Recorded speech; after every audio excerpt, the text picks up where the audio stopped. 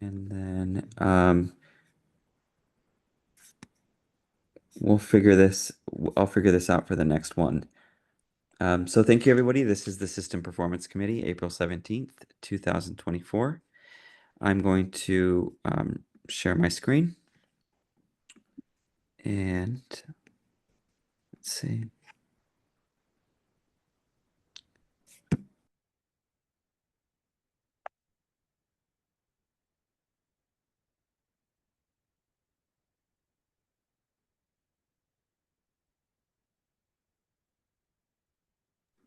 Hang on, looks like I have to go in as the admin and give myself admin privileges. So just a second. I'll do that for everybody. I'll do that for you. Shares.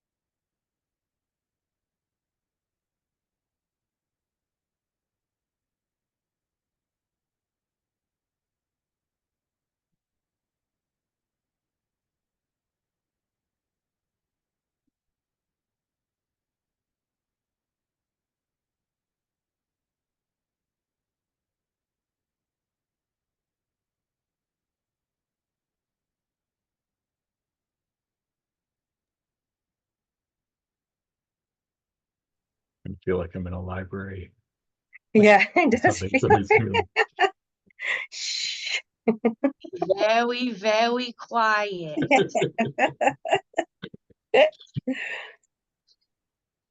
Oh. We're hunting rabbits, right?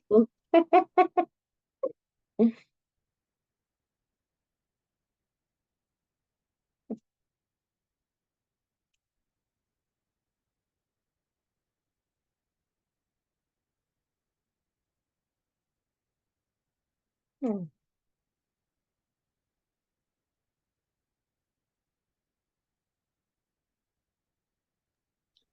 I hope Daniel's okay over there in cyberspace. I know.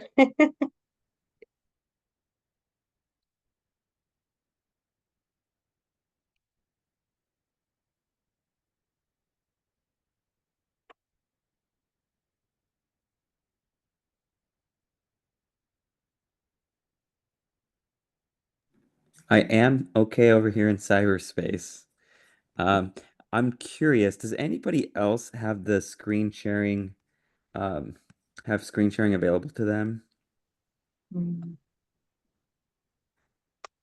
Because I am the host. You do, Ben?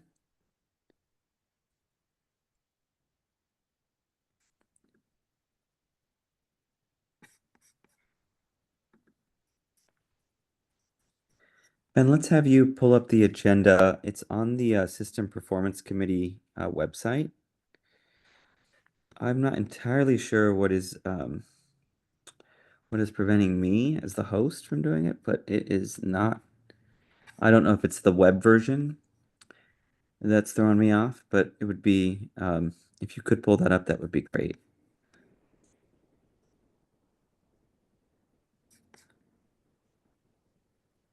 That's great.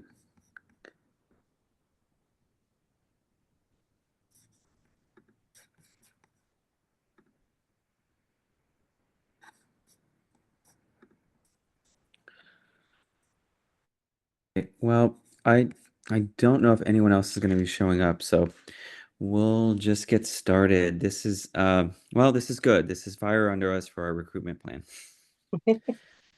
Get some more consistent folks, and I did hear back from Emily. She said she isn't going to be able to make it. And that's the only person I got a note from. So Tamara and Ruby, knowing it's a smaller group, this has kind of been the work group all week. Do we want to just kind of get to the things that we want to get to? And do we want to skip intros and accessibility since we kind of know each other? Ben, you're shaking your Yeah. head now? I don't know. I mean, I think we should just go through with it like it's a meeting, I guess. Let's do it. And yeah. Yeah, let's do that. Yeah, I was just shaking my head. Tamara knows why. Yeah, this is a recorded committee, even though it's the small core little group. Yeah, I completely agree. I'll step back at this point. Tamara, if you don't mind leading us through that first couple sections in Ruby. Of course, I am super excited to start the meeting off with a song, specifically song lyrics from Redemption Song by Bob Marley. Hoping this will set the tone of our work for the year ahead and beyond. So it starts, old pirates, yes, they rob I, sold I to the merchant ships, minutes after they took I from the bottomless pit. But my hand was made strong by the hand of the Almighty. We forward in this generation triumphantly. Won't you help to sing these songs of freedom? 'Cause all I ever have, redemption songs, redemption songs. Emancipate yourselves from mental slavery. None but ourselves can free our minds. Have no fear for atomic energy, 'cause none of them can stop the time. How long shall they kill our prophets while we stand aside and look? Oh, some say it's just a part of it. We've got to fulfill the book. Won't you help to sing these songs of freedom? 'Cause all I ever have, redemption songs. I'm going to skip the rest of that chorus. Emancipate yourselves from mental slavery. None but ourselves can free our minds. Whoa, have no fear for atomic energy, because none of them can stop the time. How long shall they kill our prophets while we stand aside and look? Yes, some say it's just a part of it. We've got to fulfill the book. Won't you help to sing these songs of freedom? Because all I ever have is redemption song.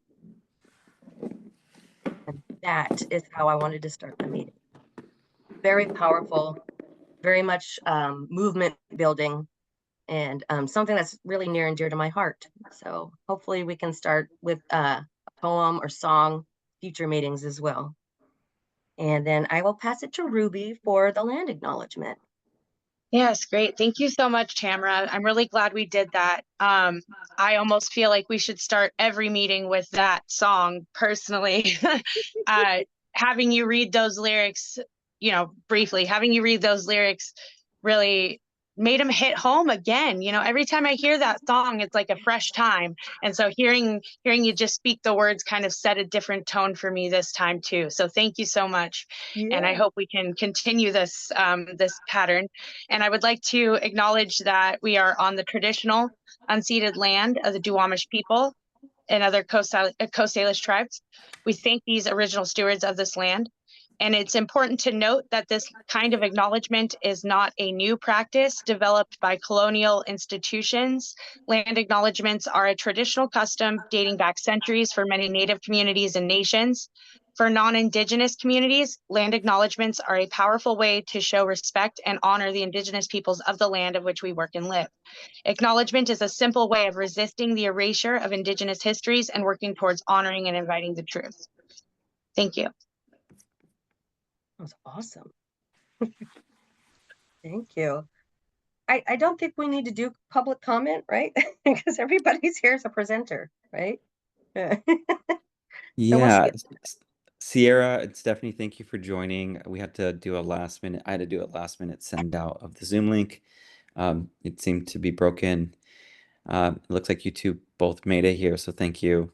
Public comment wise, yeah, I think you're right, Tamara. We can just ask if there's any public comment, so Yep. it's in the record, and then we can move on Sure. from there. If there are any members of this meeting today that would like to share public comment, now is the time to do so. And please raise your hands or type it in the chat.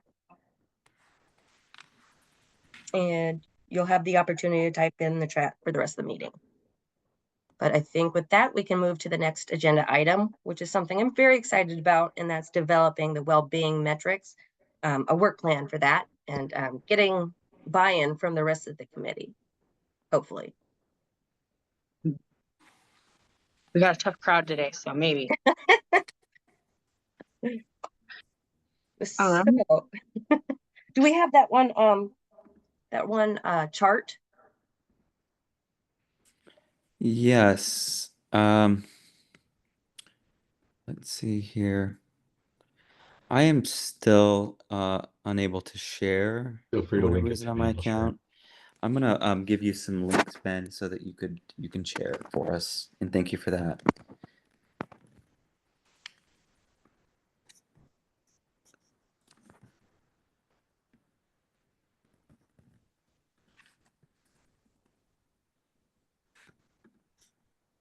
One second here.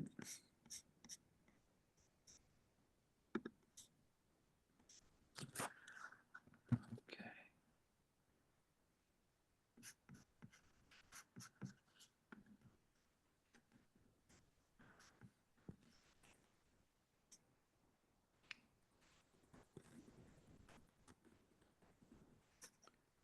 Then I'm gonna give this to you in Teams. I don't have it yet. This is a draft, so I don't have it yet saved up on our SharePoint. And Ben, I'm gonna send you a couple of different documents kind of throughout, so you can have them and be ready to go.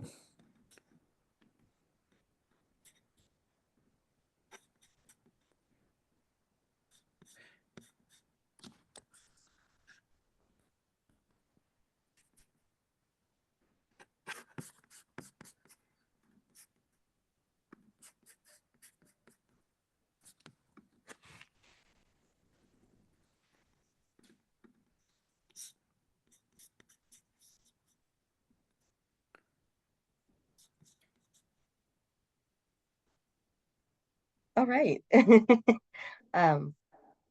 Yeah, I think what I'm hoping we can accomplish today is coming up with one single metric, and then kind of modeling or developing the criteria for that, and figuring out how we can apply that in our data collection processes.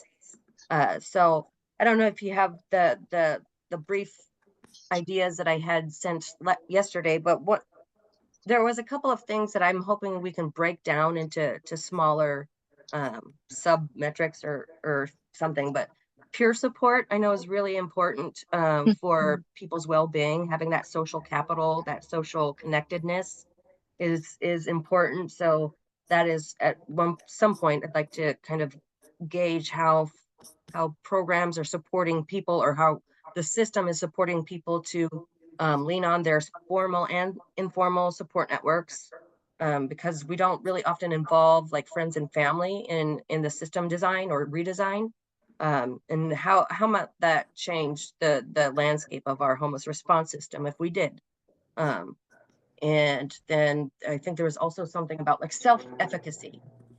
That one I think is probably, for me personally, is the most important one, in terms of supporting my personal well-being. I'll just use myself as an example, because I do not like relying on third parties to find information or to empower myself. I find it necessary to self-educate and do my research, to become more informed about a system so that I can navigate it confidently on my own. So I think if we can reflect like a similar question to the community about what does that look like, is that empowering for you? Does that support your well-being? It supports mine, but I don't know, like how does that self-efficacy piece play into the system? Because are we actually connecting folks with the ability to, are we giving them the tools to self-advocate? Because that's always been one of my goals, but I don't see that often reflected in the system throughout. We just don't, we're so like focused on providing services and being the programs that serve people, rather than like, how can we use the resources our program has to support you in, defining for yourself how you measure success. And I'm trying to get away from the programmatic way of defining success to being participant driven.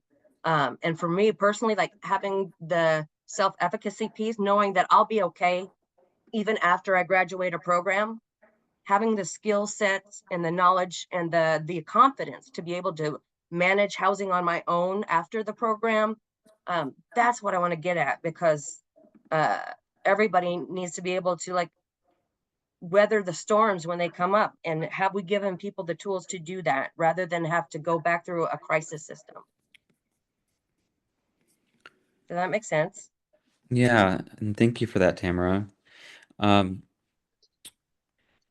That's good context. If I could, just kind of further elaborate on what we're looking at here, and I thank you, Tamara and Ruby, for being willing to take this route. This is the next step in our person-centered well-being matrix, and as you were saying, Tamara, exactly, we want to incorporate those principles into this, and what you see here is it goes by a couple different names. I've heard it called a pre-solve. I've heard it called just criteria building. And what we wanted to do today, and Emily, thanks for joining. Looks like you were able to find the link. We had some problems with that in the beginning.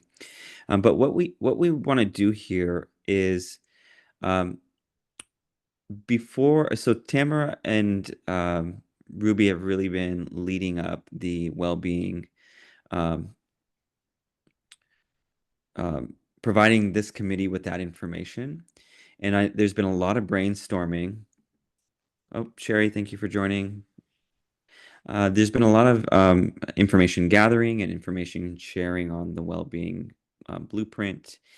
And we really want to get to that spot where we're able to decide which metric we want to incorporate into our outcomes report, which is ultimately the data product that we're going to be producing. So this is a report that shows a lot of different metrics on projects and providers and clients, and how are they doing? How are they? What are their positive or negative outcomes in the system? And what we're tasked with is building a well-being metric. And to start that, really want to draw out with this exercise, how do we know if we have the right metrics? Tamara and Ruby, I've heard you both say some really, really fantastic ideas here. This is what we could measure. And I think those are all great. What we want as a committee is to really be transparent in our decision making. And this helps us to get there. And with the input of the people on this meeting today, want to go through columns B, up until however we need, but would like to know, how do we decide whether or not this is going to be the metric we choose? And I know we all won't agree. We might disagree, and we all might have just no agreement on this. And what this does is give us a point system for measuring an idea, measuring a metric in this case. So I'll go through an example, and then I'd like to just hear from everyone what we want to do for our criteria. And Ben, if you don't mind writing this out for me as I go, I think a kind of a simpler version of this, I'm going to use an example, which is if you could Quick put question. the, Oh, Yep. should I go over the 6 principles first, or should we save that for after the tool review? how about I'll share, I'll just keep going and share how we Oh. use this tool, and then I'll bounce it back to you if you're okay with that, Tamara. Absolutely. Give Yeah. us the principles, and then that'll be a real good tone to set as we think about it. So if we go back to that, Ben, that matrix tool, and let's put, for example, that the problem here is where you see well-being criteria. If you go ahead and put the problem here is, this is an example, put the problem here as children getting across the highway to a school.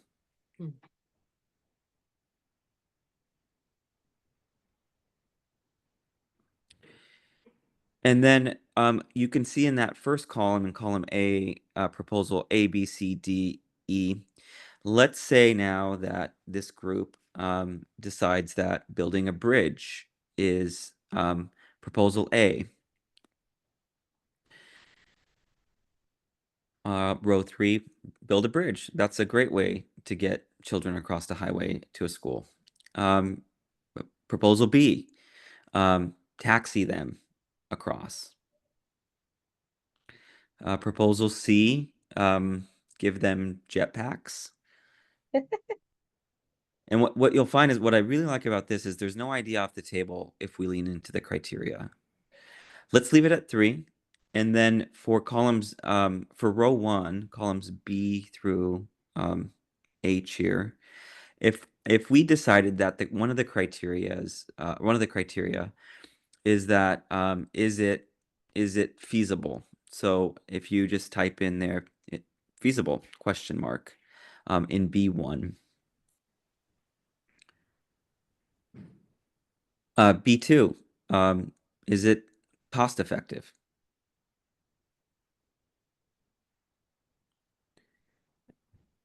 D1, is it reasonable?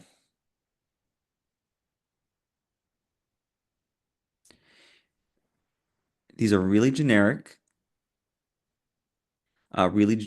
criteria, but if we were to say, for example, build a bridge, is it feasible?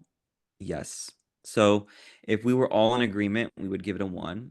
If we all disagreed, thinking it's certainly not feasible, we would give it a -1. And if we couldn't agree, then we would give it a 0. And we'll just use this as an example. Does everyone think building a bridge is feasible? Like, can we do it? Yes. Can it be done? Yeah. Yes. Yeah. So there, we are all in agreement. We would put a 1. Is it cost effective? Mm.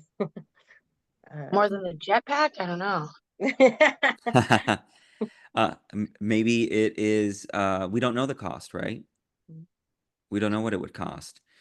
And probably we might not be able to agree on whether it's cost effective or not. Some of us might know about bridges, some of us not. Let's just hypothetically say that we don't really have agreement. So Ben, we would put a 0 there. And then, is it something reasonable you would do to solve that problem? Yeah. Yeah. Did I hear a no? No. Oh, okay. So let's put a 1. Let's say we're all in agreement that it's reasonable. And then, yeah, if you get rid of the rest of those, Ben, that would be great. Again, this is just the exercise, and then we'll get through this together. And we buffered enough time in here. I think we can do this. because all we really want to get to today is what the criteria is that we want to use for this well-being metric. And then we'll go through this pre-solve matrix next, once we get everyone's ideas out. So for 2, taxi them across. Is it feasible? Sure. Is it cost effective? Let's just imagine we all disagree that it's cost effective, so that'd be a -1. And then, is it reasonable? You could say maybe it is reasonable. Give them jetpacks. Is it feasible? I don't know if we have the technology for that. We all disagree, so it's a -1. Is it cost effective? I mean, the research and development costs alone, I would say no. Is it reasonable? Probably not. Strapping on fuel to children is probably not a good idea. So it's a -1. That's a very good observation. Yes. That's where my mind goes. So what do we have here? Well, when we start to get a collection of metrics that we think we really want to go with, we don't even have to pick the top ones. We just can put them all down. If we all agree that this is the criteria, what we end up with is a way to prioritize which ones we think are the top pick, or the top 2, or the top 3. Any questions about that? That's really what this exercise is. Sherry, Emily, you may be seeing something like this for the first time. I know Tamara hasn't. Ruby hasn't. Any questions on how this works? So right now, what we want to do and what I want to draw out of the group that's here is I'll forward Ben the email, and you can kind of look as we're chatting on the different metrics that Tamara has kind of proposed that we can just start adding to that. But what criteria would we want to judge a metric of well-being on? For example, does it meet the principles of the well-being blueprint? And then with that, what is the well-being blueprint? I'm going to hand it to you, Tamara, for a quick recap, so we can all Yeah. go into this as we think about the criteria that we want to judge these proposed metrics on. So yeah, please give us a quick refresher on that. Yeah, so there's basically 6 principles in the blueprint, and I'm going to just start with a brief summary. Principle 1 is basically start with what's meaningful to people, and that's their well-being. And that means like planning for belonging, connections, safety and stability, purpose and choice, and meaningful access to resources. Those are basically the 5 domains of well-being that they created. We want to uncover and build on a community that defines well-being for itself. So that's kind of what we're doing here. And we want to guard against pushing progress that requires trade-offs that are unsustainable. Like, for example, like not letting somebody turn down more than one housing resource. Like, is that could put people back in a position of vulnerability. And focus on removing systemic barriers to equitable access to well-being. Focus on that more than like the individual. And then just principle 2 is design and implement with and not for people. So partnering with community to vision and frame issues and to co-create solutions. Ensure that most people who are impacted dictate what matters rather than externally determining what should matter. For example, like funders or like our legislators. Shifting power to community and shift risk and burdens out of community, which I love. Allow communities to be complex and non-monolithic. Value, not exploit people's and communities' vulnerability and shared experience. Hire and fully compensate people with lived experience or lived expertise in navigating structural challenges and changing systems in history. Principle 3 is heal and regenerate. Understand the issue of the history of a problem, and learning from the perspectives of those who have borne the brunt of some of the harm in our history. Incorporate healing into process and outcomes. Explicitly tie our work to shifting harmful patterns of the past and the narratives. Use restorative and transformative practices within our communities and with each other. Respect indigenous and informal cultural norms and values. push against concentrating harms in communities already facing the greatest adversity, using mindful language. Principle 4, foster social connections and social capital. Kind of what I've kind of already touched on, but one of the things I really like under their bullet points is support bridging and linking capital relationships that connect us across differences of identity, experience, and power, and not just bonding capital, which they define as relationships with those most like us. And we, again, want to focus less on individual change and more so on like systems and community. Spanning boundaries, which is basically like involving cross-sector partnerships and expecting, I'm sorry, I just got distracted. Focus less on individual change and consider how changes in relationships between and among people might be more useful. I'm sorry, that was a different one. Span boundaries, so cross-sector partnerships, cross-systems partnerships, cross-systems training, resisting and centering fields and programs, instead center people in intersectionality. And then principle 6 is we build on the assets in our community and we support and encourage innovation. So like basically not doing business as usual. How can we move from the pathologizing, like prescriptive model to one that is model that's co-created by community? So that's how they define like the blueprint principles for well-being. And like it's very flexible and adaptable to each community. So that's what I'm hoping we can come up with something locally that we might be able to model nationally.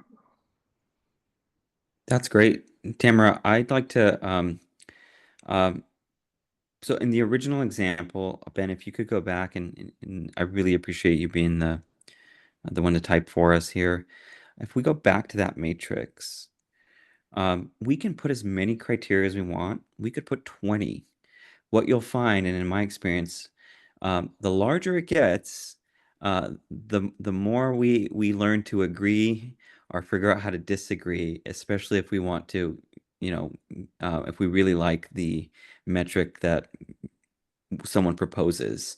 So this tends to be this can take as little as a couple minutes, as long as an hour. I think with the time that we have today, what I'd like to propose is let's get a couple of ideas in column A for a metric. Let's do 3, or 1 from each. If you have one, we can write it down, and then let's quickly move to doing a couple of criteria, and then I'll send this draft document out to the group, and so that'll give us until I'll put a due date of maybe a week before the next meeting where I can tally up what we've got, and then we can look at what is kind of emerged out of this process, and then if we want to add or subtract. So this is going to take a little bit of work on everyone's own time, just a bit.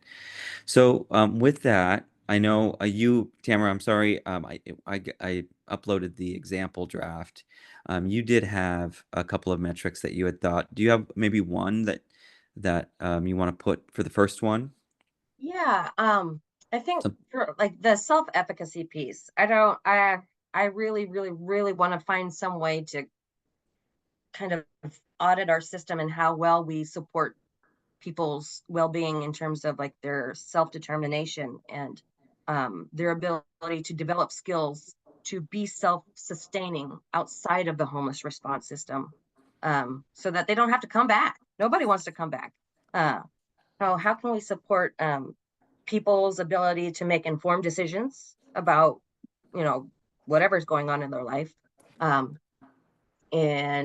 like, and I'm always going to go back to that one phrase that Lotus from FFI said, like, does this support or limit somebody's access to well-being? And so if we're constantly prescribing and like defining success and outcomes based on HUD or our local systems, then it's not really supporting people's self-efficacy, which is a critical piece of our self-determination and autonomy. Yes, we need social connectedness, but we also need to be able to navigate systems in the world without having to lean on a third-party system. Great. Would we want to? Oh, good, Ben, you're writing something there. Yeah. Would the metric there be, because I'm trying to think how we would put that as like a Yeah. measure. Would the measure be, does the system empower, um, has the system empowered this individual to improve their situation?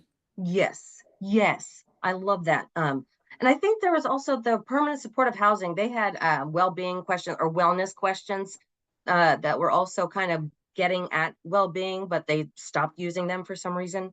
Um, but yeah, those could be good questions to model off of. But I really love that because that's exactly what I'm hoping to kind of highlight in the homeless response system. We don't talk about that. We don't talk about self-efficacy. Yeah, and I think that's the challenge that we're all going to face a little bit, is how do we kind of word this into something that's measurable? Yeah. Uh, so Well, one of the questions that our survey had for participants is, how confident do you feel in being able to maintain your rent or your rent after the subsidy ends? Like, and people could rate, like, I feel very confident, not confident at all. I don't know if that gets at the measurement piece, but I think it does. If you could write that down in either column 3 or 4, Ben, yeah. for us. Um, And remember, we can have as many ideas as possible. Sherry, Emily, kind of having cycled through the well-being blueprint, any measure that comes to mind?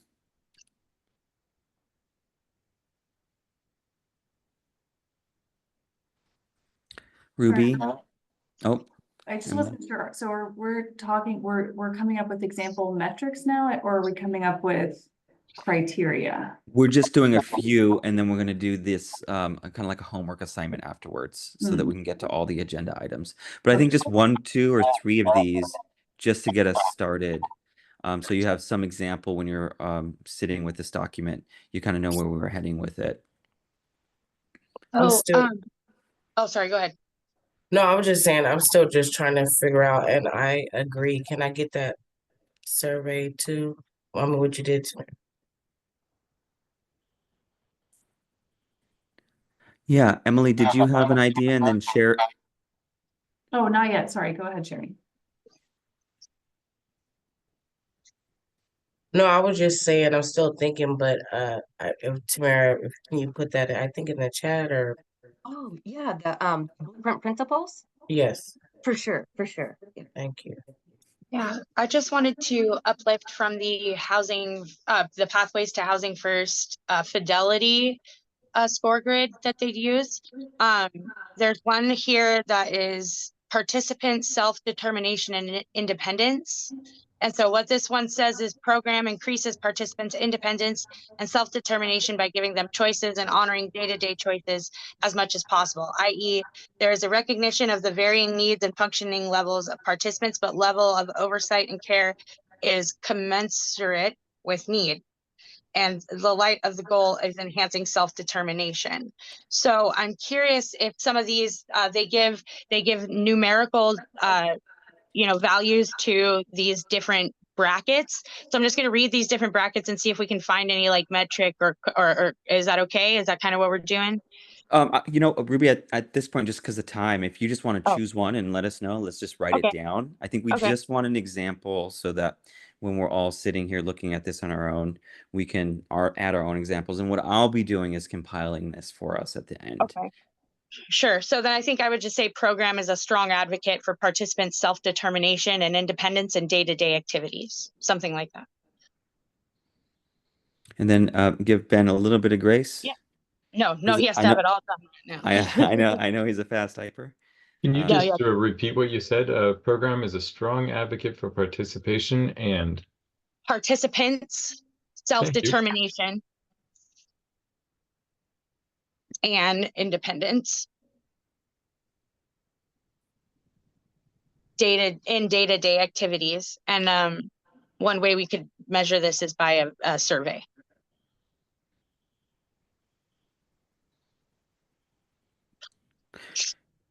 Great. And I heard a criteria there, so let's just jot this down. Would you mind, Ben, and column B, C, or let's do column E so we can leave column B through D as examples. Column E, criteria I heard there, does this require extra data collection out of HMIS?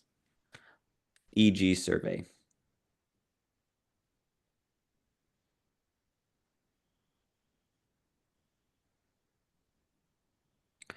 Okay, anybody else? I think one more, if we could, one more metric. Again, just for example purposes, and then let's move to getting maybe one or two more criteria. Okay, so I'm sorry, I'm trying to understand. Yeah, So we're No, I need. you're her just to trying to call pick this number. topics for I need you to give her our phone number. what so to she can call. accomplish, right? For systems, right? Or guess I'm a yeah, little confused. yeah. So I think in a distilled down simplistic version, we want to get this group's ideas on what is a metric that something that we can measure that's not traditionally measured by the homeless system. So we look a lot of times at, did they get housing? Did they increase their income? What we've been talking about the last couple of meetings is going from those kind of measures to one that measures somebody's well-being.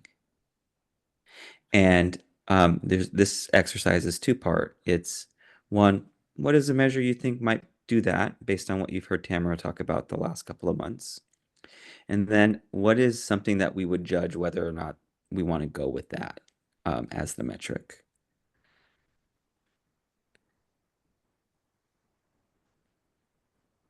Even more kind of drill down here. What's a metric that you think might measure? What's a measure? What's something we could measure that would measure somebody's well-being? If somebody's connected to like their culturally relevant resources, that's one of the things of the blueprint principles is meaningful access to resources. And I know that like given the breadth of cultural diversity that we have here in King County, like does the system foster like access to that meaningful resource for that particular person or family? Does the system Yeah. uplift different languages or because the Yeah. language issue, like there's not a lot of linguistic diversity for like Pacific Islander communities. It's really hard to Mhm. find anybody who speaks Chuukese. So Well, like how is the system actually expanding your access and ability to connect with your cultural community? Yeah. um, Sherry, does that kind of get the juices flowing a little bit? yes. Yeah, I was gonna say, but it might have just tied into because Tamara started hitting on it. But I don't know. But I was thinking, what about also clarity? Because you can have these systems in place, but not being able to really understand. So you know, maybe having it more simplified or easier for folks to understand. Yeah, like systems navigation or like literacy, like example, health literacy or um Yeah. something like that. I'm I hearing yeah. like neighborhood orientation is a word choice I'm kind of thinking of is like, or navigation, like neighborhood orientation can help with that because they can guide you to specific areas for, like in the Pacific Islander case, like if they knew of a place that spoke the language you were speaking of, then they could send you there. And that's kind of orienting the person to the space they want to go to, right? And then the like landlord relations kind of ties into that, budgeting, shopping. So maybe, I don't know, how would we measure that though? I don't know. Oh yeah, makes sense. And possibly too, just add on to community, sometimes folks are more what's the word? They're more comfortable in communities, like in their communities, like you said, the neighborhood or where there's gatherings or, in community, like folks are more comfortable versus again feeling intimidated or nervous about being in other different places, but how you Oh, measure it still. What yeah. about, Do Sorry. I'm Sherry. I'm kind of just. I think that's really good stuff. And so I would think something like, yeah. Do you feel comfortable with the, um, where you're going to live after you leave this program or something like that? Right. Or do you feel that you have the supports you need in that community? Let's just. This is really good. Let's just uh, uh, turn here just for a second to the criteria. Some really some ones that always are kind of in these are feasibility, cost effectiveness, is it reasonable? But now I want to ask the group. We have one F, is it focused on well-being? I think that's an important criteria for this group as we look at these ideas and then we start to rank them. Any other criteria that we think, uh, let's do one more or two more, and then what I'll do is then later I'll send this out after the meeting, and then you can jot down all of the ones that you want that you can think of, and then all of the ideas for a metric that you can think of, and then I'll merge those sheets at the end. But open that up. Emily, I haven't heard from you. Um, any strong feelings about our criteria on how we on a metric we would judge here? I think it's great that we have, does it require new data collection? I guess whether or not something was available in HMIS or whether it could be built out in HMIS would be kind of like a sub criteria of that I would be interested in us talking about. Because any data that we collect, obviously, we want to be really careful to consider people's privacy and safety. And because a lot of that is already built into HMIS, that would be a strong resource for us to lean on. And also, like, if we're going to ask providers and clients to spend their time like collecting and giving us this information about themselves, we want to make sure we can use it. So we want to make sure these questions are, useful for analysis purposes, like whether or not we'd be able to use the data for something meaningful. Yeah. Well, Wow, I that's a think, really good point. yeah, We don't want Wow. to just like collect a bunch of information that then when it comes time to like really consider what it means, we've ended up in a place we can't tabulate things or we don't know how to add things up. So we want to make sure it's useful for Right. analysis. Like meaningful, actionable. Yeah. Yes. And Mhm. how long will it take to like develop? Like if we do have to develop it, that's kind of what I was so I'm glad you brought this up, because what I was thinking was the process and how long it takes of like developing something to measure that. I'm not sure because I'm not on that side of things, but I'm just curious of like what time consumption would be to implement that metric kind of a thing. So I don't know how we can word that, but that's kind of off the same topic. Yeah, and we have folks from BitFocus on this call, and like we've also all seen their work plan and how busy they are. So we want to keep in mind like what the ask on their time would be to make sure that if we wanted to build something out into HMIS, that it would be, feasible to get that done. I like it. Well, So the only thing I would say to that is, will the metric be meaningful? Well, I mean, that's not really determined by us, is it? really what we have here is we just want to get the criteria down, and then if there's themes, I may kind of put them together or make it, I might do some tweaks, not with first asking everybody. But here's the homework assignment, and I think I want to stop now. Even though it hurts because this is a good conversation, but there are other things we need to get to today.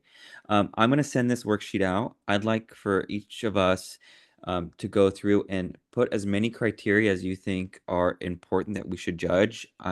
Emily, I really appreciated what you said. Tamara, with the principles in mind, I think that could be certainly a criteria. Ruby, I know you have lots of thoughts on this. And then in column A, knowing what you know now about the metric, please put as many ideas on what we think we might measure that's going to be more oriented to well-being than the some of the traditional homeless service measures that we look at. One thing that I want to put in there before I forget is like, is the system actively recruiting and promoting people with living experience in leadership positions? I really, really, really, really want to emphasize that. Great.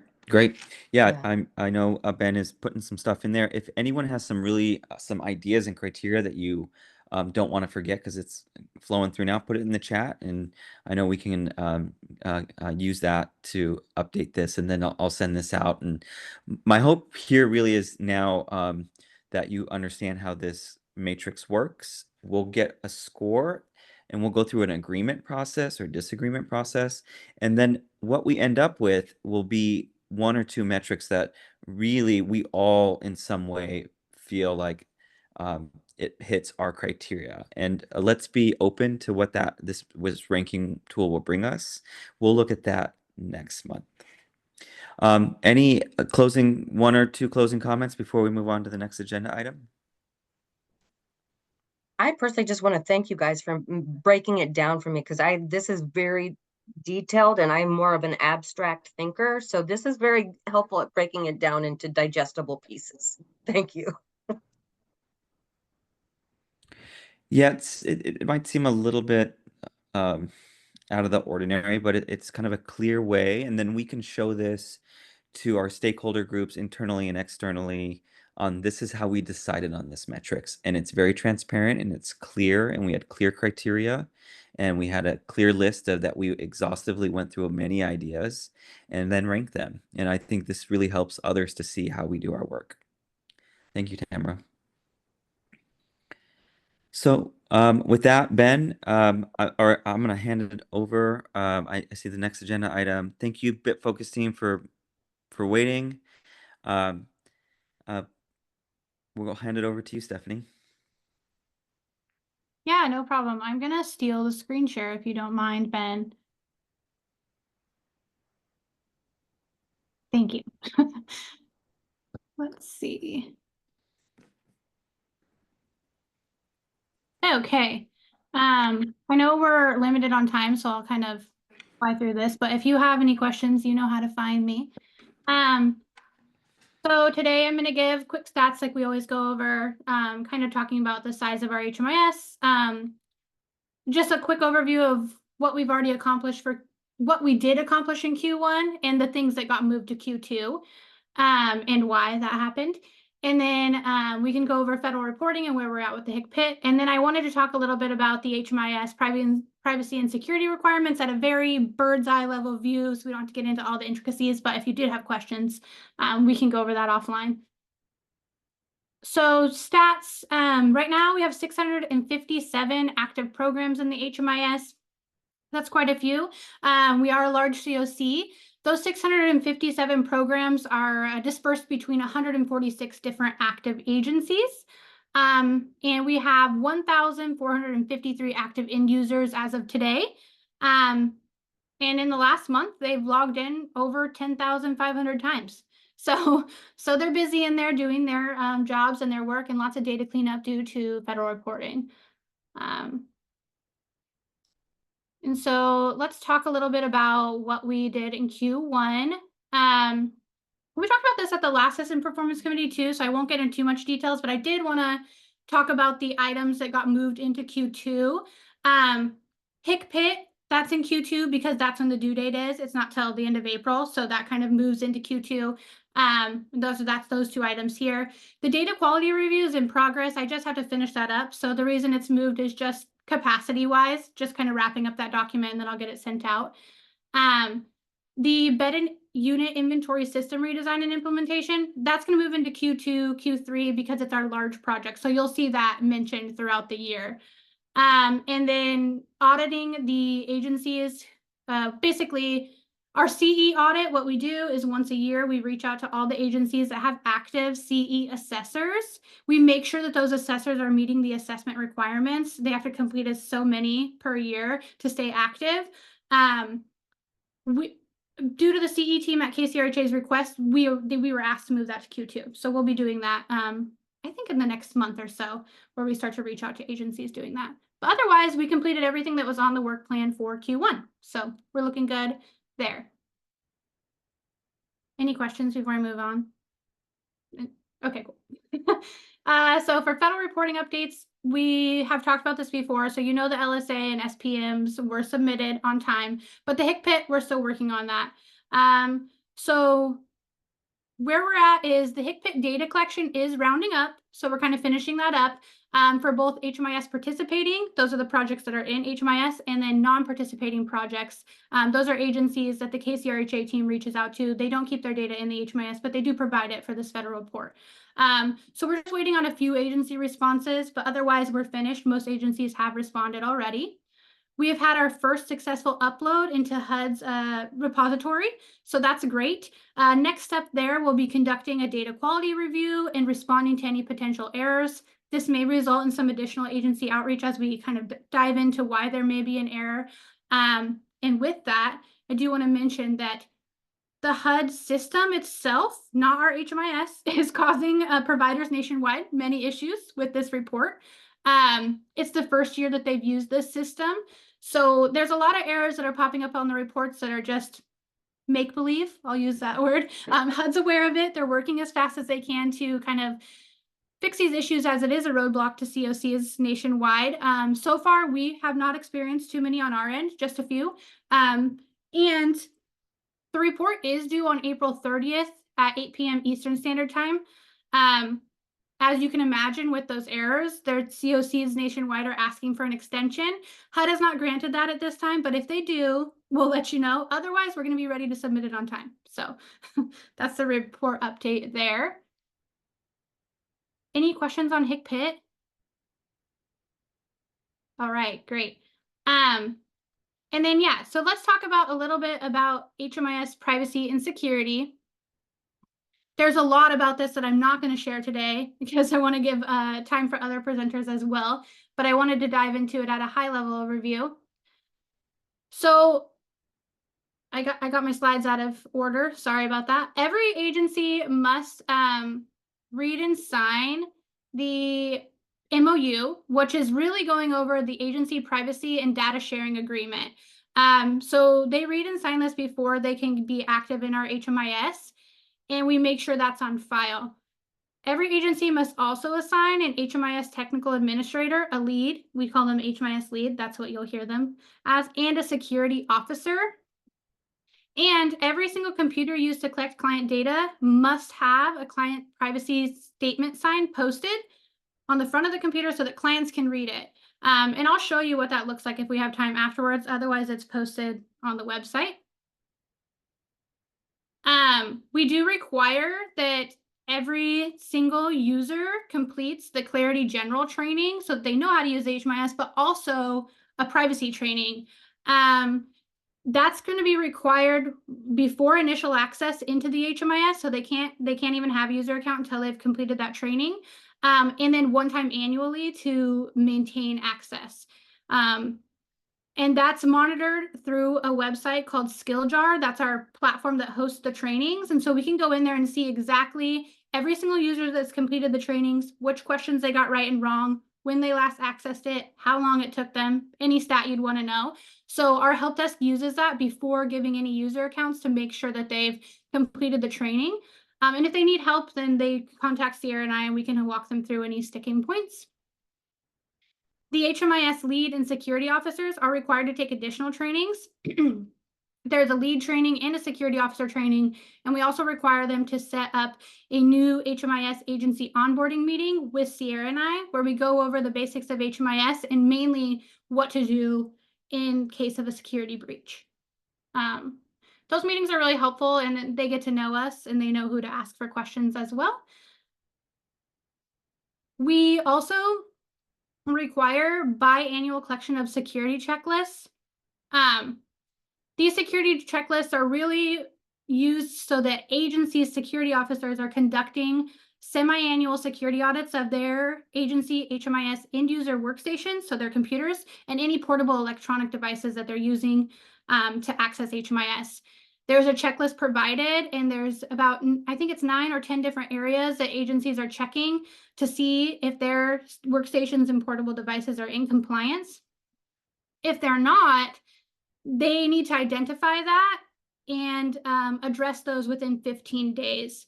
So they would be reporting to us, hey, this workstation is not in compliance for this specific area. This is our plan to address it. Like, does that work for you or does it not? And they're required to do that within 15 days. And they would be letting Sierra and I know, as well as KCRJ, we loop them in, so Daniel and Janelle, and work with them. We don't typically have too many that get turned in that have areas of concern because they are doing this biannually, so we're pretty on top of it. And our providers they also care about security, so they're usually right on top of it if they notice something that's not in compliance. So once they go over the entire checklist and any action items and resolution summaries that they must do, their executive director or other empowered officer is required to sign that. They give that back to Sierra and I, and we file it so that both our team as well as the KCRHA team can access those checklists, and we keep them on file for 7 years. And that's 2 a year for every single agency. So it's quite a bit of work to manage, but as we know, the privacy and security of our system is of the utmost importance. And alongside this security checklist, I mentioned earlier that we make everybody take the training biannually. So the first collection of the security checklist happens between February 1st and March 30th. That's just the security officers doing that audit and turning in this checklist. The second go around between July 1st and September 30th, all of the end users are required to take that privacy security training between that time and turn in the checklist a second time. So that's kind of how that works. We also ask that all HMIS end users are comfortable with the following materials. So this is the privacy and security training, our HMIS and ROI collection training, client consent and release of information FAQ. This has a lot of good documentation on it, like what to do if this. There's a lot of those situations on there. How to work with consent refused data entry, so de-identified, and then our general client information guide. So we send these out frequently and through different avenues, and we do trainings on all of these documents all the time. So I know that was fast. That's all I have for you today. Feel free. These are live links, so you can click on them once the slides go out, and you can let me know if you have any questions. I'll pass it back to you, Daniel. Stephanie, thank you so much. That was such good information. I'm gonna have to look at those slides again too. Appreciate that. And that takes us back, I think, to the agenda, where next we're going to have Ruby and Tamara give us a presentation on the System Performance Measures Report. Yeah. It is going to be a dry run, a very practice run today. Do you think we can pull the slides up? Ben's probably doing that right now, actually. Yeah, I believe Ben is pulling that up now. And for context for everybody, we got a request from the COC board to present on the System Performance Measure Report. If you recall, in the meeting before last, we went over at a really high level what is the System Performance Measures. This is a federal report that we send to HUD each year. There are I think it's a collection of 14 reports actually, but it's 7 different things that we measure, not at a project level, but at a system level. So what are the outcomes of the homeless response and service system? And those measures HUD put out in about I think it was 2015. And that just got completed recently. And to the great work of Ben and Ruby and Tamara, they worked diligently to put this presentation together that will then be presented to the COC board. Yeah. And I don't want to talk out of pocket here, but I think Ruby and Tamara, you're open to feedback afterwards. Oh, definitely. Yes, please.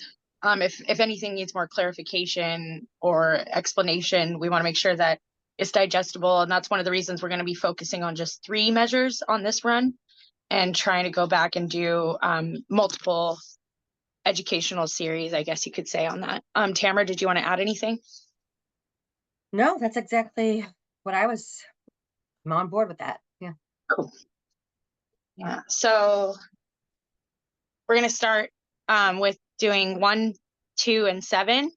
But we are going to start with the actual definitions of some of the program terminology that we'll see. So we have the acronym and the project type. And these slides will be sent out to everybody in the committee and on the board so they could access this later time, at a later time, and be able to really deep dive into exactly what we're talking about, because there's going to be a ton of information on these slides, and we're only going to be focusing on very specific parts of it. So I do encourage everyone to go back and look at the materials that Ben worked so hard on, and we worked so hard on too. So, but we have, so we have the terminology and the acronym, and this is the background and intent. So do you want to go ahead and take this one, Tamara? Just Sure. So the COC system performance measures are basically like an evaluation of our system. And the system performance measures standardize the guidance for measuring how each COC performs as a system. And we're also supposed to be assessing performance which requires complete and accurate as possible data from projects and providers. And one thing that really like excites me about being on this committee is that, like, I've always known, and I think most people know, that data helps COCs address gaps in services and outcomes. So that's, again, why I'm so excited about developing new metrics, because I think we'll be touching on things that the system has never touched on before. So that's, Yeah. Off to you, Ruby. Okay, thanks. Yeah, I was just going to say, it's good that we're doing this right after the BitFocus report out where we were just talking about security and everything and data completeness. So that's very important. And the first measure that we talk about in the HUD system performance measures is the length of time persons remain homeless. And there's going to be two components to this, but what it really is doing is assesses the goal of achieving quick and stable housing for participants and encourages communities to quickly rehouse participants. And it also helps to discover who have been homeless for long periods of time. So those are the kind of the outliers and what Tamara was speaking to there. So we can go to the next slide, I think. Yep. So the first measure and how we do this is basically the equation, or how we would find the number. So the sum, or what we get when we add them together, of time spent in emergency shelter and or safe havens by each participant during a reporting period. So there's a specific amount of days, I believe. And then we divide that total number of the people that were included by total days to obtain the average. So we take the number of people and we divide that by the total days that were remaining homeless. And that's how we obtain the average. Calculating those, or calculating the median, which is the middlemost number of days for all people included. And that's the 50th percentile value. So what that means is, you have 10 or 11 numbers and you have 5 numbers on each side of one, then that one is going to be the centermost number. So we had a good visual earlier, but I don't think we have time to do that right now. But basically the median is just going to be the centermost value. Okay, we can go to the next slide. So with the length of time people remain homeless, this is the two measures that I spoke of, is that there's divided into 1.1 and 1.2. 1.1 does not include time spent in transitional housing, and 1.2 does include that. And the median indicates the anticipated time for any given person for that is experiencing homelessness. And then average kind of detects the very long or the very short times, those outliers that oftentimes get missed. And then also the unsheltered time is not required, but it is due to sampling constraints. So but however, in 1B, we do kind of take that into play. So here in King County, we do include that unsheltered time and estimates where available, and by reporting from the individual themselves, the person themselves, length of time reported directly by that participant and collected in addition to the HUD requirement. So that's why it's 1B rather than, and 1A is the HUD requirement.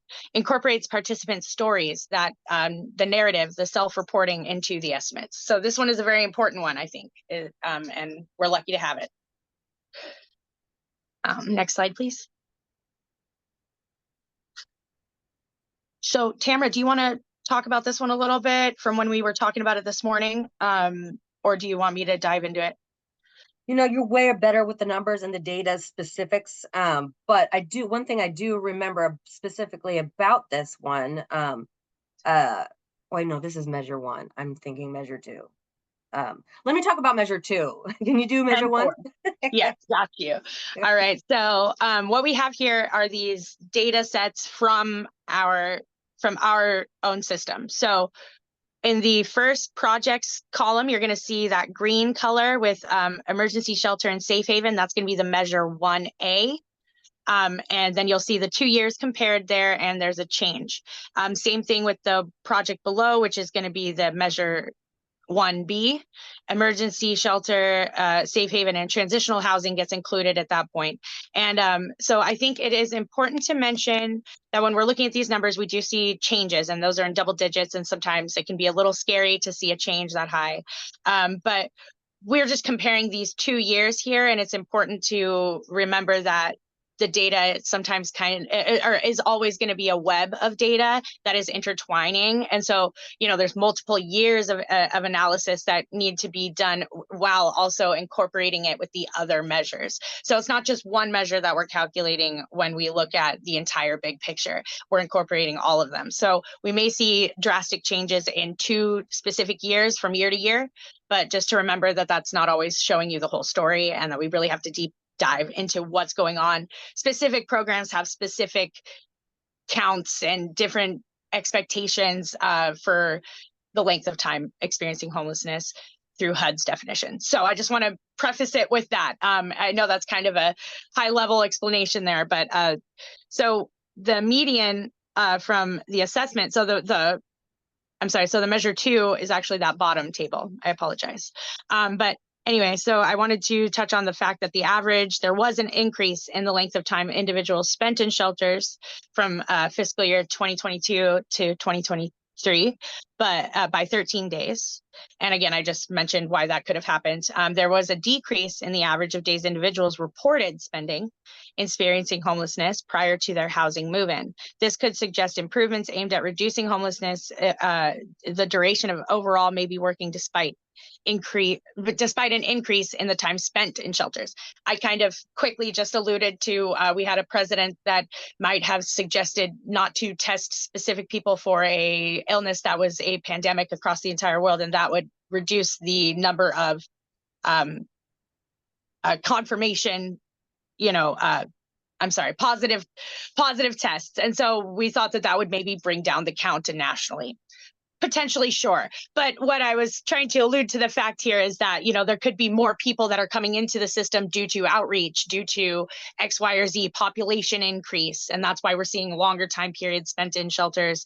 But just a thought. That's neither here nor there. And that's just a theory. So next slide. There you go, Tamara. It's all you.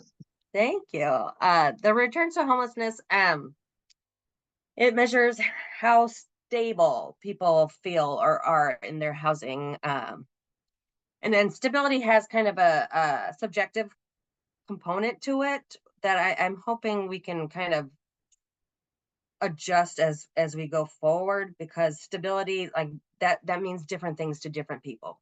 And that also determines how people define their own successful outcome. Do they feel stable? Do they feel confident in being able to maintain their rent without a subsidy?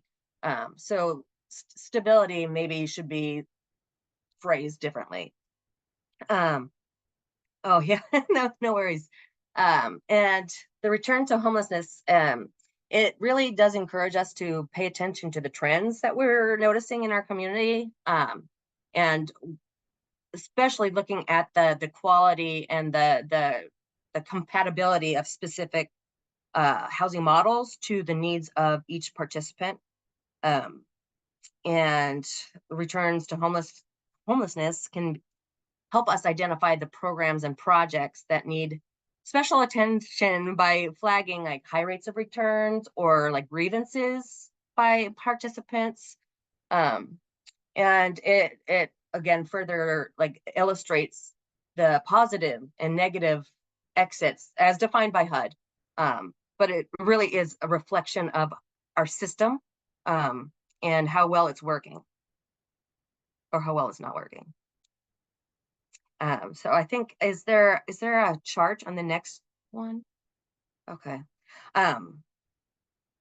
One thing that I thought would be cool, I don't know if it's possible, but for HMIS and to track folks over the course of 24 months, if there's a way to create like a statewide HMIS, because if we can only see if people return to homelessness within that county, that's not necessarily an accurate measure of how well our system functions, because we know people move in and out of counties. So just thinking about the potential of getting more comprehensive data and how well the COCs throughout the state are working together or not. And this is also what I wanted to see, if you all could like laser into it and see what trends you're seeing.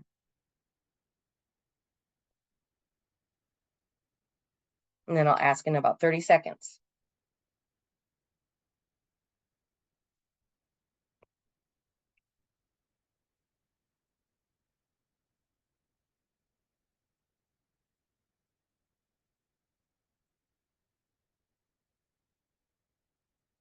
Okay. Oh, hopefully that gives you time. Any observations, anything that stands out to folks? The stability, like returning in 24 months. Yeah, or across time, yeah. Yeah. So it doesn't last, just basically what, 2 years? Yeah, and like the returns to homelessness are trending upwards. Like they're across the time and across housing models, like the length of stay in the homeless response system is increasing. Yeah. And that, I mean, as somebody who works in the housing services delivery system like that, I can see that. But people who may not work within the housing, like in homelessness field, wouldn't necessarily realize how devastating that is, I agree. We have our program's 90 days, but we have more than 20 people that's been here for almost 2 years. Yeah. And that should tell the system like how the external conditions and forces that, really kind of influence how well our system can do. It's limiting and it's keeping people stuck. And people aren't moving out of shelters and into housing because why? Because housing's so expensive. And like, I just wish that the larger scale conditions of our community was really what is being measured rather than individuals' progress in terms of getting housed. Yeah, but that's just my personal wish. But that's what I wanted to draw our attention to, is that we're trending in the wrong way. And I'm hoping there's some like miracle or intervention that we can come up with that would reverse this trend. And that's all I was gonna say, I wanted to touch on something that we did speak about earlier today about in reference to that table, and just kind of uplifting the fact that it is those who are like moving through the continuum and then exit back into homelessness. So that means they've made it to permanent supportive housing or permanent housing, and then are leaving and exiting within 6, 12, or 24 months of entering permanent housing. So there's like very specific kind of brackets that we get into. So I just wanted to touch on that. Oh, thank you. And then that also brought up like the population growth. Like so many folks are moving here, and like how is that displacing people that have already been here? Like thank you for that reminder. Yeah. Do you want to take us on the M2 still? Yeah, the number of returns to homelessness within 2 years varied across the categories, with percentages ranging from 9 to 22%. And that's that should tell you something. And the percentages did vary between intervention types, but the count was overall down by 10% from the previous year's returns. So I guess take everything with a grain of salt. Yeah, I think that's the lesson we learn here. Because I think the HUD standard is what, 5 to 10 or something, depending on the programs. So Yeah. yeah, but overall we're doing, yeah. So measure 7, this is how we measure these successful housing placements, viewed with, so meaning we take the data from measure 1 and measure 2 to assess the solidity of placements. Now we changed solidity today, or we use the word solidity because we want to talk about how solid that placement is, how much does it match, and that's kind of hard to measure, but we thought that that was a good way to word that, rather than stability, because that's so what's the word you keep using? Objective, right? Subjective. Anyway, and so it measures positive exits rather than all exits, and there's different variations as to what's positive and negative that HUD defines for different programs. Measures movement through the continuum to permanent housing, as well as placements from street outreach. So it's encompassing both and all. Year-over-year changes are an important tool for estimating system effectiveness, and I think year-over-year is too small focus. Like, I think we should remember that we have year after year after year after year after year that we need to be looking at to get the full picture. So not just 2 years. I didn't want you to get tricked there and think that I only meant 2 years.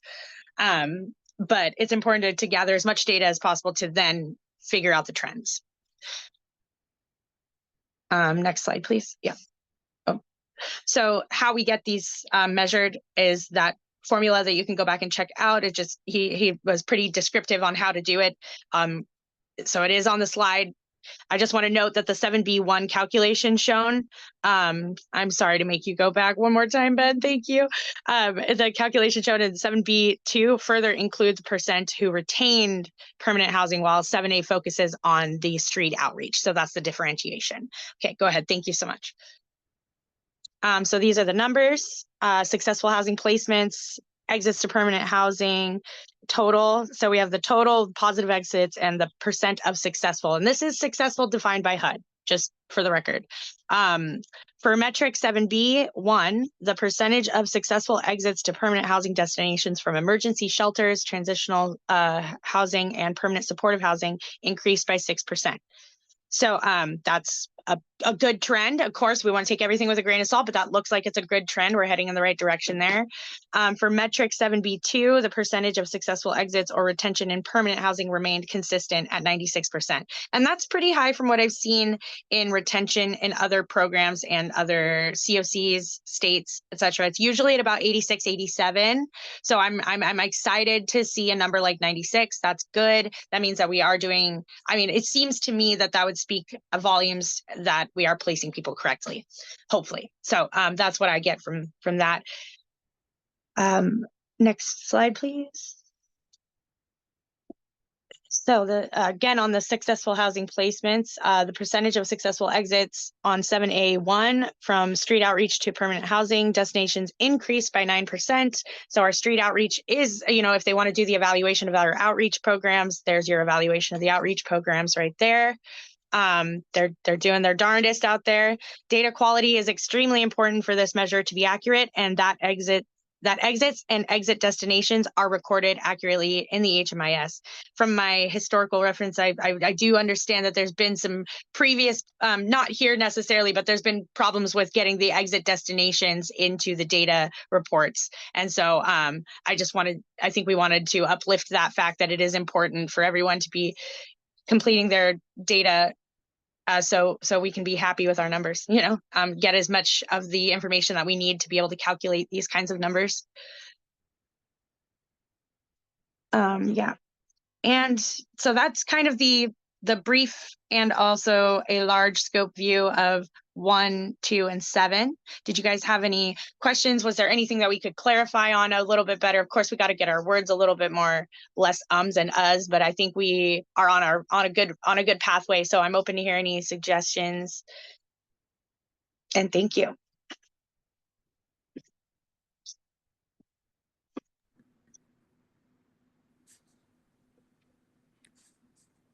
Tamara, Ruby, this is Daniel. Wonderful job. Wonderful job. That's a lot of information to take through. Was there any specific feedback or input that you wanted on anything?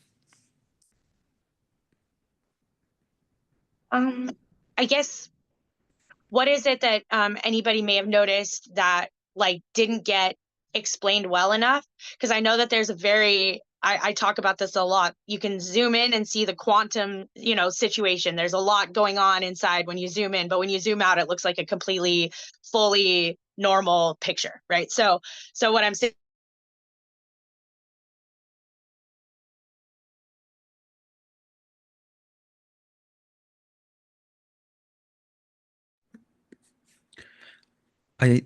Ruby, I can't hear you. It could be a me thing. Oh, can you guys hear me now? Yes. Sorry about that. I was, could you hear me during the presentation? Oh yeah, yeah. Okay, Just that good. last Okay. like 10 seconds you cut out. Oh, okay, phew. You had me worried. Basically, I was just trying to see if there was any feedback on how describing the metrics like came across. Was it like we did give a few examples? Were those examples cohesive? Did it make sense? Was there anything we could maybe clarify a little bit better?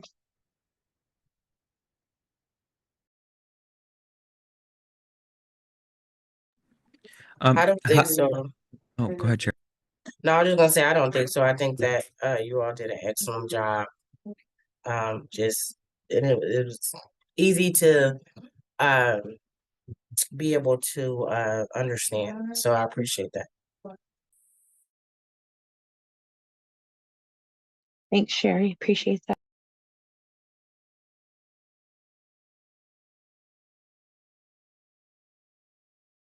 Well, hearing no more questions, that means we get the pass. And so you know, we're all going to be at the COC board meeting on the 1st, and so hopefully we'll have it fine tuned and ready to go. But I think we got to turn this in tomorrow, right? Is it tomorrow? Yeah. Or is it today? I don't remember. It's today, but no big deal. We have our product and you've met Yay. it, so we're good to go. And I think both of you guys, Ben, Daniel, Ruby, all of you, like, thank you so much for helping contextualize this complicated information for my like loopy brain. Appreciate it. Of course. Great work. The only thing well, there's still time to keep going over it. So Ben and I will be here to support that if we need another couple of sessions that you feel like you want to go through again. But yeah, good work, everybody. I know we don't have a lot of time left. We're at 3:40. There are a couple items that I'd like to go through. But again, I'd just like to say, Tamara and Ruby, impressive. This is a large federal report, and you ingested that information and were able to articulate it out. That is no simple feat. You should really be proud, and I'm really pleased that you're gonna be going forward and sharing this with the COC board. So thank you for representing our committee. Really appreciate that. With that, Ben, if you could still help here, I'd like to bring up.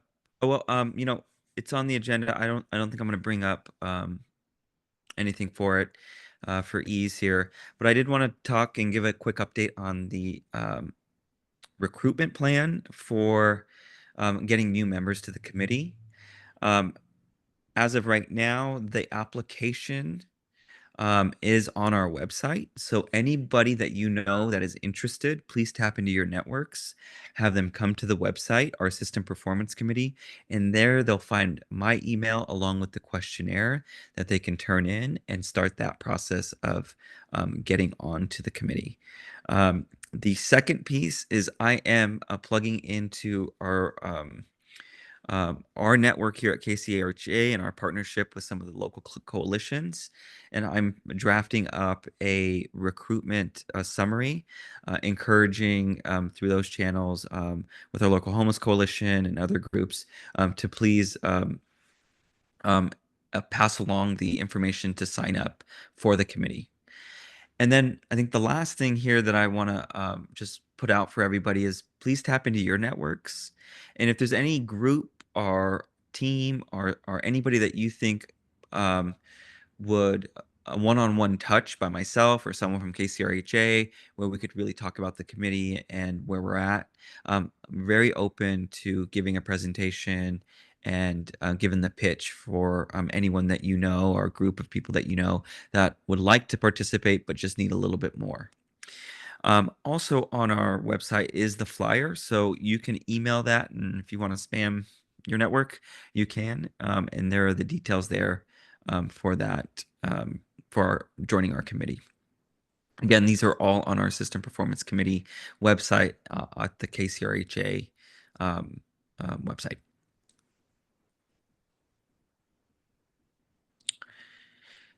And then the next item on the agenda is, let's see, I'm kind of trying to do dual screens here.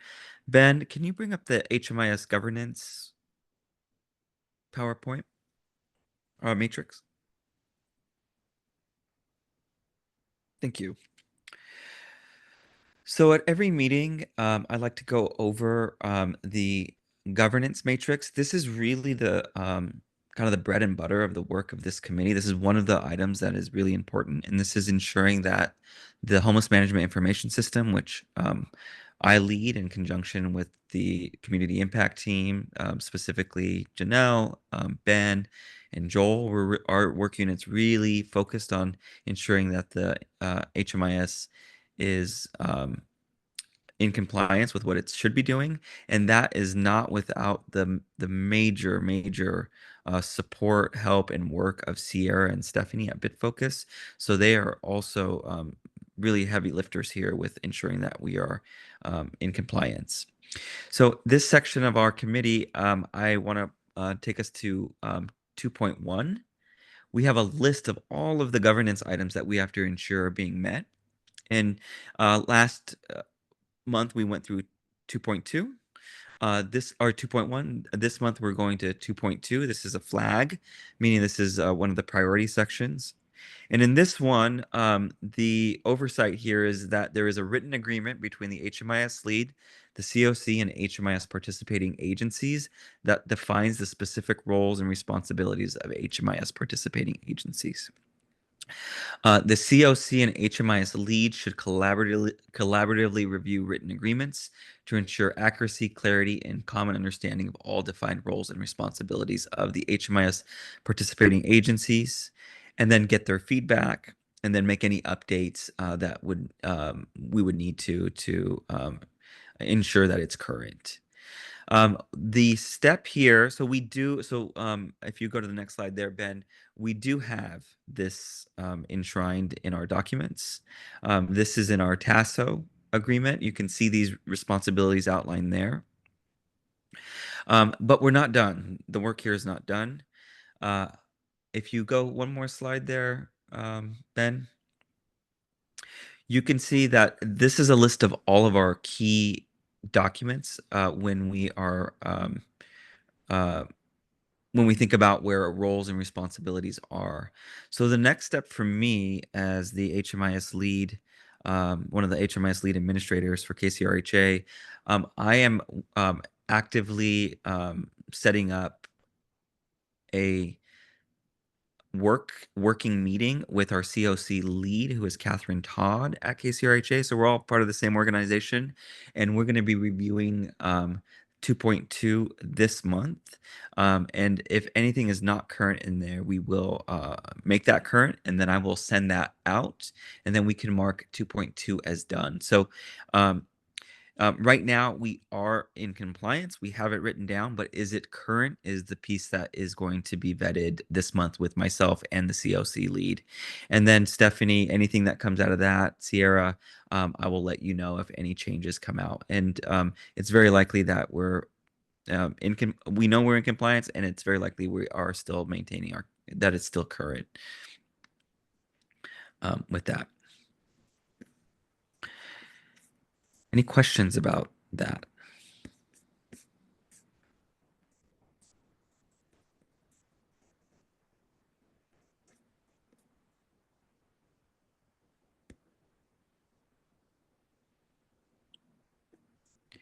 Okay, moving on to the next section. Ben, can you bring up the new agency onboarding evaluation project plan draft? Please.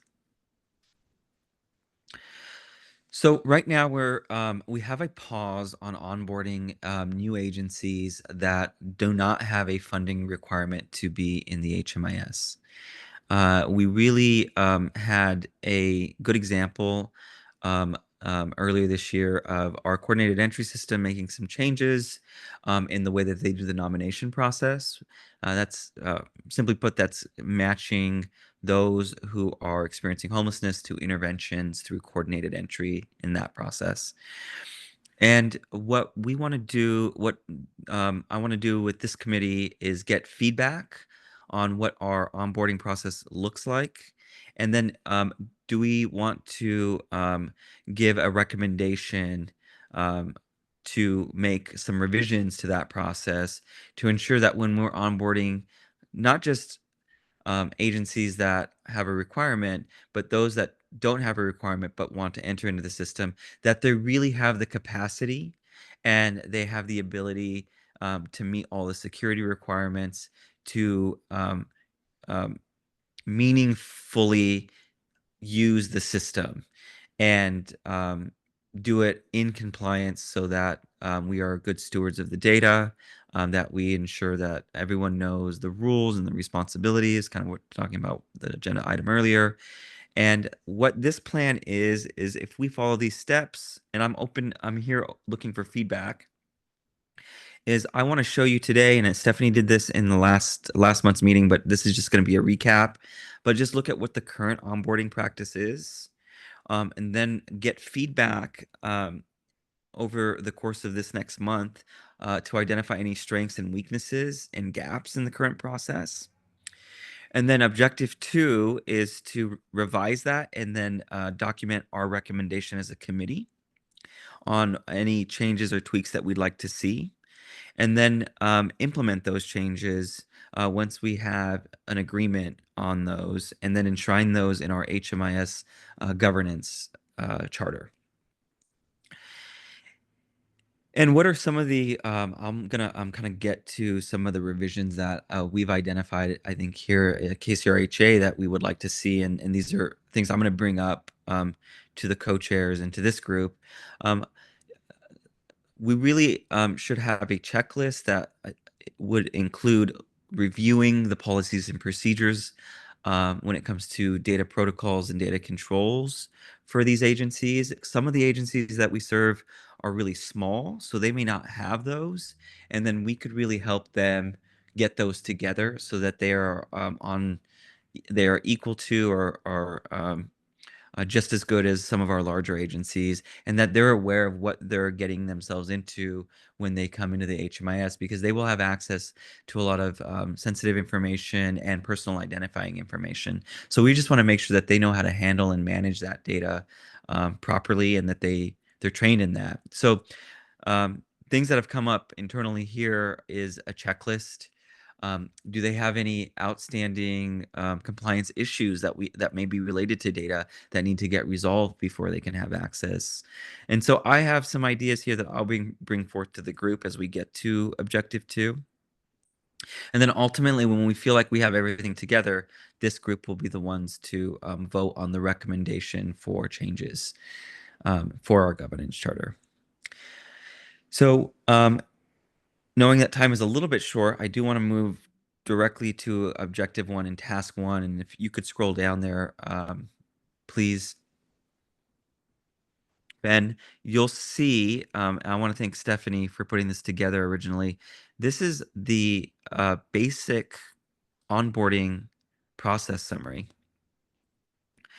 And I think we all probably will look at this and go, oh, I could see some areas where we can make some changes to ensure that these agencies have what they need to actively participate in HMIS while meeting all the requirements. So brief recap, and Stephanie or Sierra, please do feel free if I missed anything here or you think there is something that's out of sequence. But the new agency, as of right now, they fill out the new agency request form.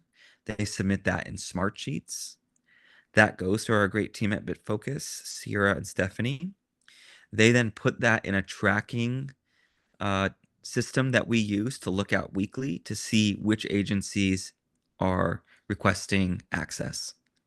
And then as of right now, KCRHA reviews that and approves or denies those new agencies' requests. Oftentimes we need more information. So Stephanie and Sierra will work with those organizations to get some questions answered if there's anything that's outstanding that we don't quite know, or if we think, were they already in the system? Or is there something, what is the driver for them wanting to be in HMS if we don't have a clear picture? And then the onboarding instructions get sent if approved, and our BitFocus team sends those out. And then they complete all of the necessary agreements. That is an MOU and the system administrator agreement, the TASO as it's called. And there will be links to all these documents. So you will see these in the meeting notes, and get those signatures done. And then the agency completes the security training, and we set them up with the profile and clarity. So both the provider and a designated HMIS lead at that agency are then given access. And then that usually culminates into a project where they're collecting data. So once all those requirements are met, BitFocus team, again, they notify the agency, and then we mark it in our ticketing system that it's been done. And then the agency is there we go. Sorry, I was a little out of there. Then the agency has sent a project request form so that we could put their very first project into the HMIS. That could be an emergency shelter program, could be a rapid rehousing program, a rental assistance program. But that's really all the steps it takes before they can start creating enrollments into the system. I'll pause there. Stephanie, Sierra, did I miss anything? No, I don't think so. It's a pretty good overview for high level, yeah. Yeah, nothing to add, Daniel. Thank you.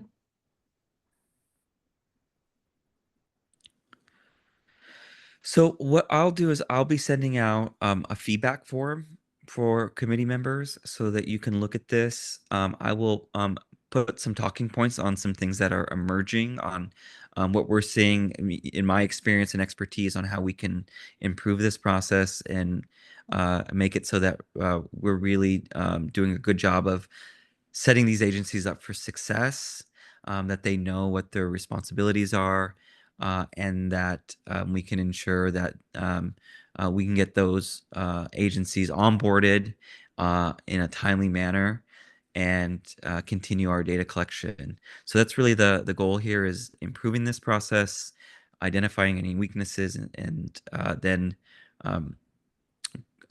giving that recommendation so that we can make those improvements. Opening this up now for any questions or comments.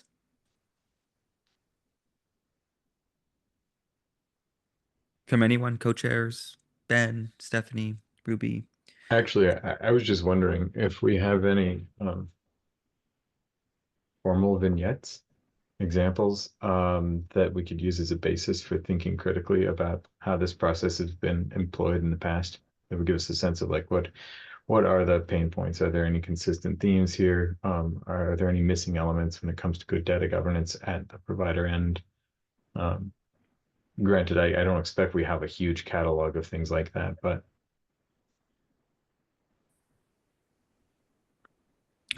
yeah, there are some examples where there are some examples I think where we identified where we were trying to figure out especially with denials and then approvals through the committee in an appeal process. So I think of the appeal process. I don't want to state this for Ruby and our co-chairs, but I think that appeal process is something that we definitely want to inspect. I can confirm that. That is a true statement. Thanks, Ruby. Yeah, Just- and I'm not asking for anything, any examples right here in this meeting, but if we had those available going into sort of the discovery process, it might be useful.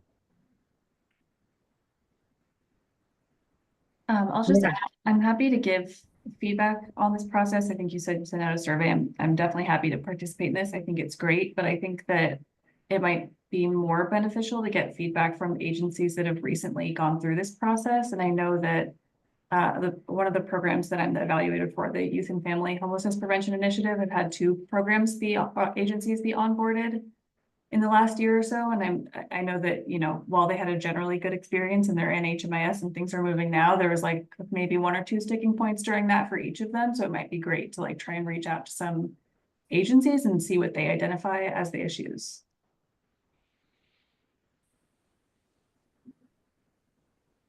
Well, Emily, do you imagine that being in the form of like a survey or a form that we sort of remotely distribute to folks and get them to weigh in with?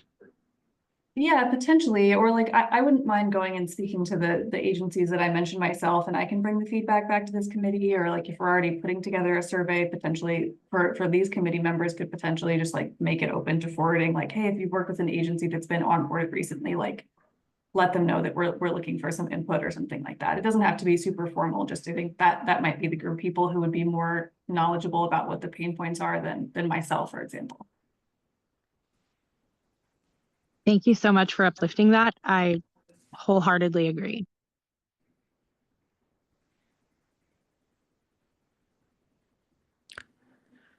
That's great. I'm taking notes. And I will, Emily, I think that's a wonderful idea. Ruby, I'll take the note too about that appeal process and add that here to something as a real specific thing to review. Getting that feedback. Emily, if you want to please reach out, that would be great, and do some information gathering.